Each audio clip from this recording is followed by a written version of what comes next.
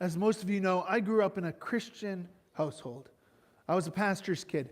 And on Sundays, especially when we lived up in Bliss, Michigan, our Sundays would look very similar every week. We'd wake up, we'd have breakfast, we'd go to church.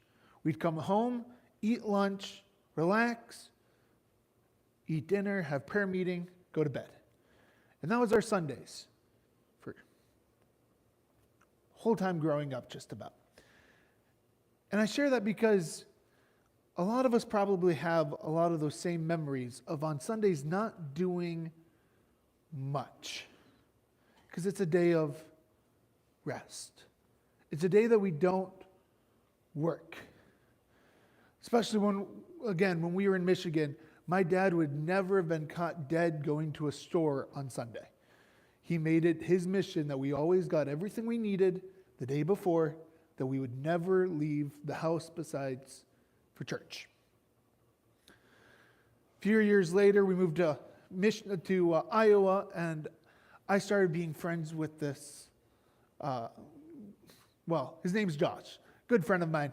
And there was a weekend that I got to stay at his house, went to church with him, came home, and again, for them, a Sunday afternoon looked kind of similar, but instead of spending it together as a family, everybody had to have rest time. You went into your bedroom and you slept from 1 o'clock to 5 o'clock. No one was allowed out of their bedroom, which again is a great practice. But what I want to look at this morning is all those are great things when you explain why you do what you do. Growing up, I always thought we didn't go to the store on Sunday because it was a 45-minute trip to the store and a 45-minute trip back.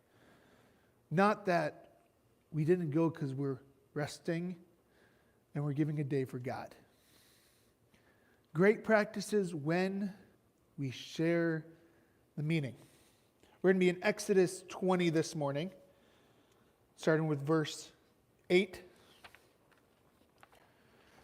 In the last few weeks, we've been looking at the Ten Commandments, and we've looked at no other gods before him, not taking the name in vain.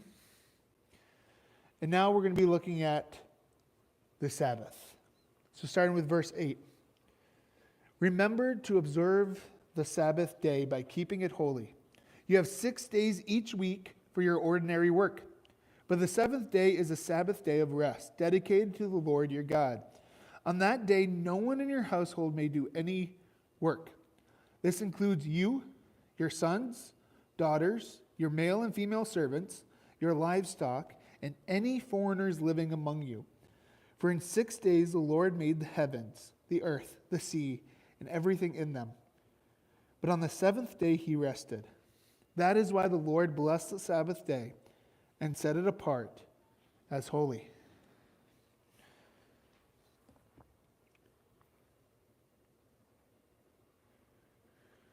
So looking at that, the first question I begin to ask is, what is Sabbath? We've already talked about it a little bit. Sabbath is a Hebrew word which means rest.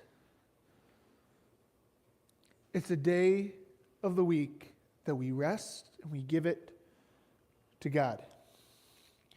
Did you know the Sabbath is mentioned in the Pentateuch 11 times? If you don't know what the Pentateuch is, those are the books of Genesis through Deuteronomy. The Sabbath is also mentioned in the entire Old Testament over 100 times, the most throughout Scripture. It's also the only commandment that was given to the Israelites before Mount Sinai. We can see in Exodus 16, he told them, "This is what the Lord commanded. Tomorrow will be a day of complete rest, a holy Sabbath day set apart for the Lord. So bake or boil as much as you want today. Set aside what is left for tomorrow." So we see just a few chapters before Mount Sinai, Moses telling the Israelites, this is a day of rest. And we can see in the commandment, where do we get the Sabbath idea from? Genesis 2. So the creation of the heavens and the earth and everything in them was completed on the seventh day. God had finished his work of creation. So he rested from all his work. And God blessed the seventh day and declared it holy, because it was the day when he rested from all his work of creation. So Sabbath wasn't created by Moses. Sabbath was created during creation. Which also leads me to a question. Why do we have 7-day weeks? We can look at the month, and we celebrate a month or a year because of how long it takes to orbit the sun. And we can look at everything else and see why we have months, why we have days, 24 hours. But why do we have 7 days? I put this into Google, so this is just the definition of Google. The 7-day week is a result of Babylonian astronomy and religious traditions. Specifically, a combination of observing 7 celestial bodies and the Genesis account of God creating the world in 6 days and resting on the seventh. The system was then adopted and adapted by other cultures. So why do we have 7 days? Because God created the heavens and the earth in 6 days and rested on the seventh. So our weeks even line up for the Sabbath. So what does that word mean? Remember the Sabbath. Remembering means to recollect something and to put it into practice. So God did this during creation for us to put into practice the idea of working 6 days and taking a day of rest. Deuteronomy 5. Observe the Sabbath day by keeping it holy, as the Lord your God has commanded you. You have 6 days each week for your ordinary work, but the seventh day is a Sabbath day of rest, dedicated to the Lord your God. On that day, no one in your household may do any work. This includes you, your sons and your daughters, your male and female servants, your oxen and donkeys, and other livestock, and any foreigners living among you. All your male and female servants must rest as you do. Remember that you were once slaves in Egypt, but the Lord your God brought you out with his strong hand and powerful arm. This is why the Lord your God has commanded you to rest on the Sabbath day. So the Sabbath isn't just to remember creation, but the Sabbath is also a reminder of where we came from and what God did for us. Specifically for the Israelites, the Sabbath was a reminder for them the deliverance that God did from Egypt. I was thinking about this with 4th of July being in a couple weeks. I'm thinking, how do we celebrate our independence on the 4th of July? We celebrate by cooking meat and blowing things up. But how do we celebrate our deliverance from evil through God? We celebrate by rest. We celebrate by not doing anything and giving it all to him. Just like God gave the rainbow to Noah as a promise that he would never flood the earth again, he gave the Sabbath to his people to remember what he did for them.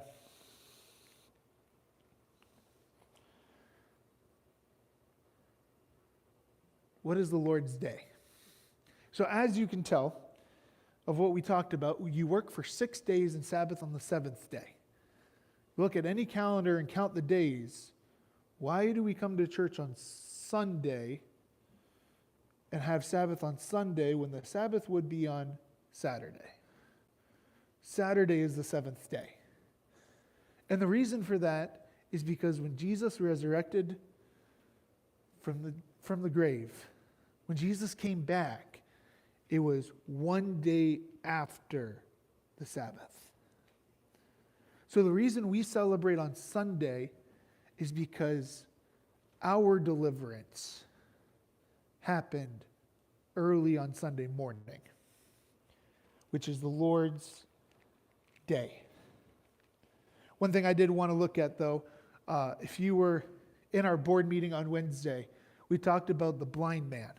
And we talked about Jesus healing the blind man. And if you know the story, the Pharisees got so upset because Jesus did it on the Sabbath.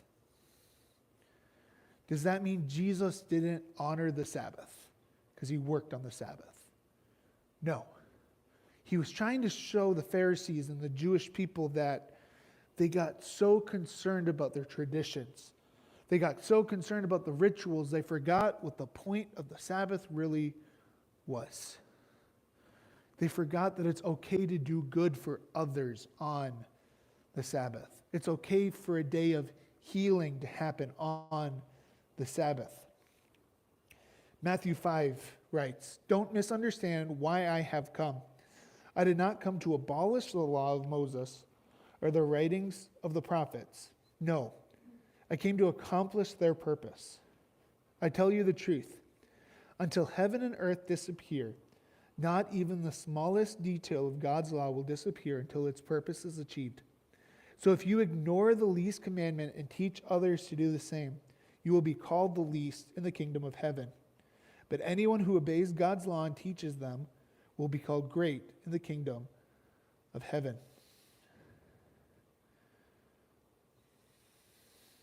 We also read in Acts 20, "On the first day of the week, we gathered with the local believers to share in the Lord's Supper.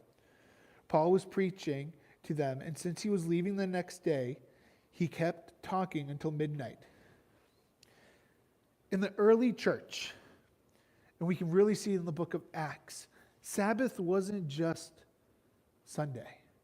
The idea of resting in God, the idea of giving up evil, was a whole life devotion. It was a whole week devotion. They wouldn't just celebrate one day of the week, they celebrated every day of the week. I don't know if anybody heard the sad news in the Christian music world this week, but I know I was very heartbroken and taken back on, I think it was Thursday, to get a notification on my phone that there is a investigation out for the old lead singer of Newsboys, Michael Tate, because he was living a double life that went on for 20 years of him giving boys drugs and alcohol in exchange of touching them.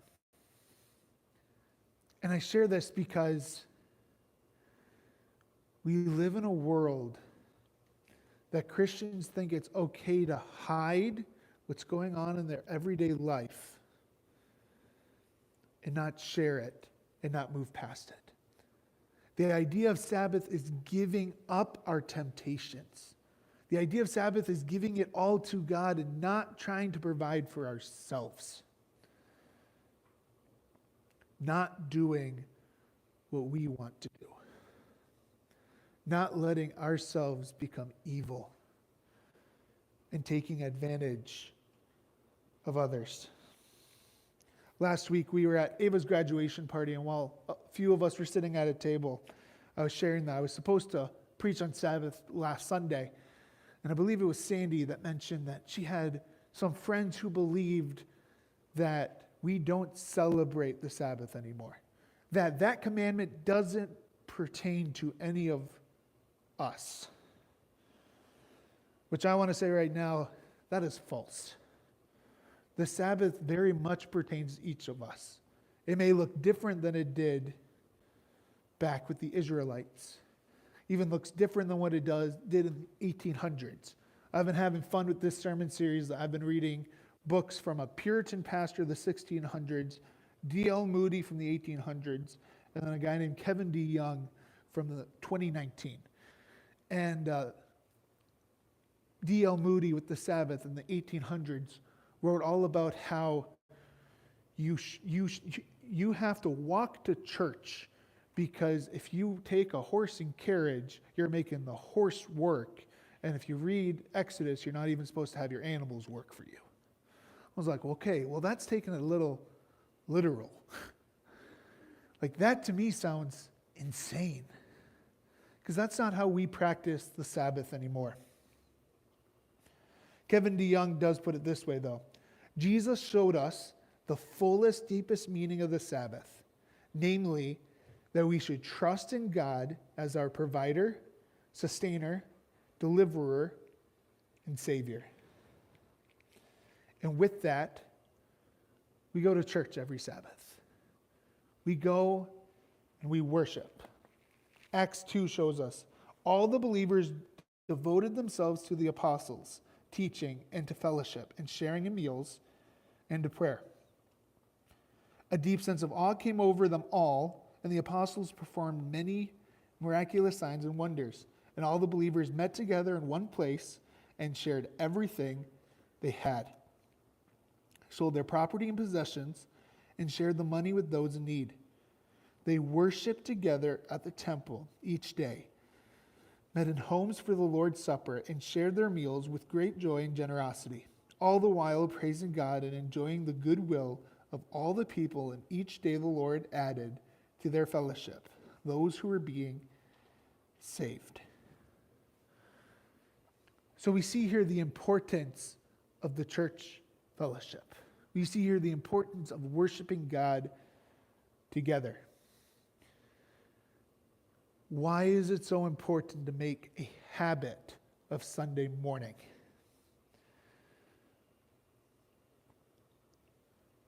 Why is it so important to make sure we're putting this first?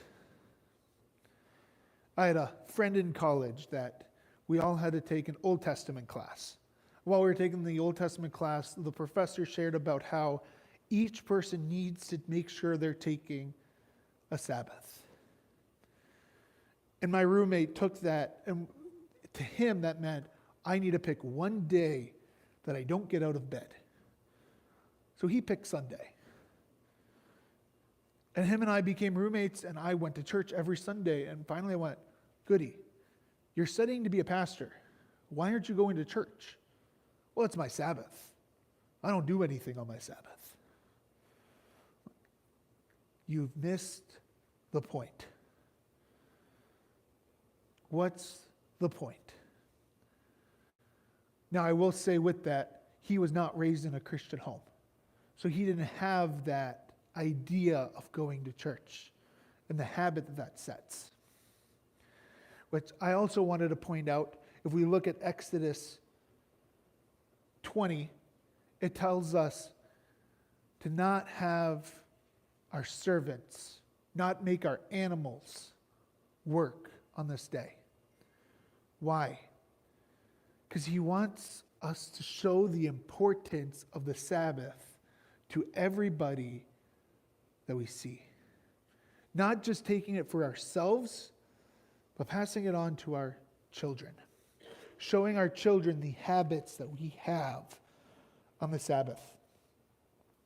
I was very impressed of talking to another pastor in Michigan that all of his kids played baseball, soccer, and football.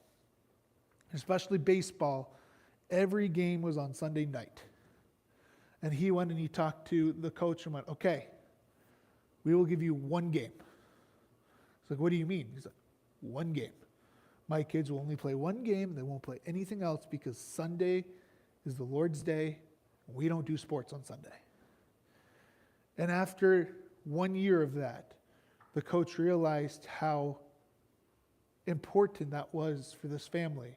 And because his 3 sons were his top 3 players, they started playing on Saturday nights because he wanted his top players to play the game. And it shows the importance of when you make the Sabbath important. What did he teach his kids? He didn't just teach them, hey, today's an important day. He showed them that it was important.